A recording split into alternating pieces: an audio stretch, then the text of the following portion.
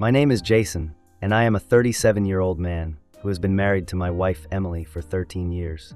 On balance, I always thought we were a pretty good couple. About 4 or 5 years ago, Emily admitted to me that she was bisexual. She said she'd been thinking about it more as the gay community became more common and ostensible. To be honest, I didn't mind.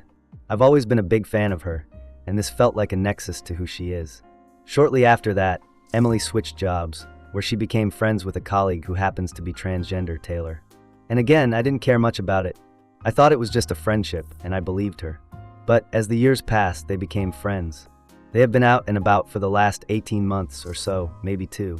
I used to think that was awesome that she had someone to talk to, but lately it's starting to feel, For one, Emily's been sneaking out in the early hours of the morning to catch up with Taylor.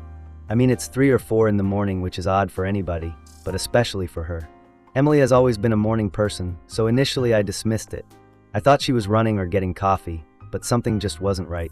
And then just a couple of days back, the hand that can no longer be shaken.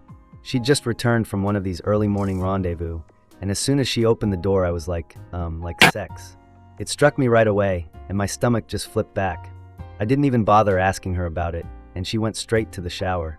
I don't care what you say, but I have never guessed how many times in 13 years of marriage Emily has risen for a morning shower. It is not something she does. So this was strange. It was like she was trying to dispel the evidence. That morning I replay again in my mind, not sure if there was something I hadn't noticed, or if there's some other reason why I feel the way I do. But the omens are in, and it is difficult to miss them. I've noticed her phone, which once was left in a pile without any thought, stays in her bag at all times. She puts it on silent, and I've seen her lock the screen quickly when I enter the room. These are tiny things, but it adds up. I wonder what she is keeping secret. My husband and I have always been on good terms with one another, or at least I thought so. We would address anything that came up and fix it together, and that is why this sounds so out of place for her and us. I would like to think that there is some rational explanation, but the more I consider it, the more my gut tells me it's not so. It is not just the passing by or the scent that morning, and it's those tiny little tweaks to her behavior that I've been watching for months. She is irritable when we're together, like her brain is out of whack. She used to get into my jokes, the bad ones, but now she is like just getting through. And even our 9-year-old son has pressed me. Why is mommy always exhausted? I can't tell him because I don't know. I sleep some nights wondering how we ended up here. When we were first dating, it was so easy. We were kids and lovers and life looked bright. We made a life together, lived through challenges together, and had a beautiful family. Where do we go from there to this? What became of the past? And can we ever go back? A side of me wants to believe this is all part of the ride, that we are all married with struggles, and we can get through it together if we try. But I wonder if I'm joking. But what if this is not a rough patch? And what if this is just the start? I am terrified of those things, and I can't act on them. I am immobilized between knowing what is true and being terrified of what it is. I've thought of going to someone with this, a therapist maybe, or a friend, but who? I don't want to bare our souls before well-known people, and I'm not in the market for a professional yet. This is all going down in my hand now, writing it down to make sense of what I need to do next.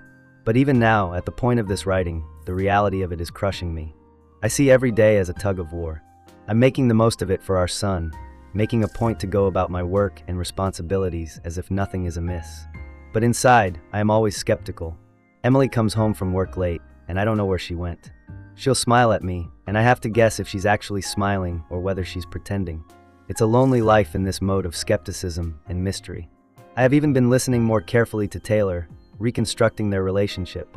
I see Emily squawk about her. Her eyes blink when she calls Taylor's name. It could be admiration of a great friend, or something else. I read the words of each conversation, as if I was hunting for hints that might or might not exist. I sometimes wonder, what am I going to do? Let it go, trust her and move on. And then that morning comes back, the smell, the bath, and I know I can't. It pierces my consciousness like a pebble in the sand, and I can't escape it no matter how much I try. And I tell myself I must know the truth, even if it hurts, because not knowing is worse. The other night I even tried to talk the talk back to Emily to see if she was okay, if she had anything to say. She simply grinned and said, well, but she voice was distant, even sardonic. I'd wanted to press her. I wanted to know about Taylor and the mornings she hides out, but I couldn't bring myself. I did not want to go overboard, only to escalate. I remember when Emily and I would stay up late talking dreams and fears and everything in between. That talk made me feel as much like her as anybody else on earth. Now there's something like an impenetrable barrier between us, and I don't know how to dissolve it. I would like to think we can go back to that place, but I don't know if she is inclined to do the same. This entire episode has started to have its negative effects on my well-being. I am having bad dreams and feel panicky constantly. I've even begun to bite things, and I'm not a little person. Even our son has spotted me, asking if I am okay. I try to act strong for him, but I am not doing a great job.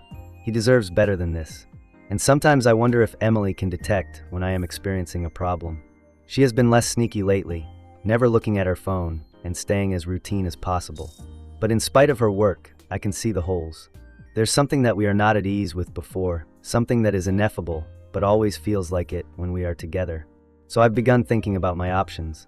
Do I go right up to her and ask for what's happening? Do I gather more evidence first? Or do I say something different, such as suggesting couple therapy to get at whatever's going on? None of these options are good, but I know I cannot continue to be this way. I have even contemplated forgiveness, what it would be like if she had confessed and wanted to overcome her cheating. Could I forgive her? Was I going to get over the betrayal and restore the things we already have? I don't know the solution to that, and it scares me. You cannot force forgiveness, and I am not sure if I can carry it. Meanwhile, I'm imagining what it would be like to break up, to separate, to split up. It's a decision we cannot make, one that would affect not only us but our son. I keep turning back to him being the right one, and it just makes it even worse. And sometimes I wish I could step back in time, before these doubts and fears set in. But life doesn't work like that. There's only the way through, and I have to summon the power to deal with whatever is in front of me.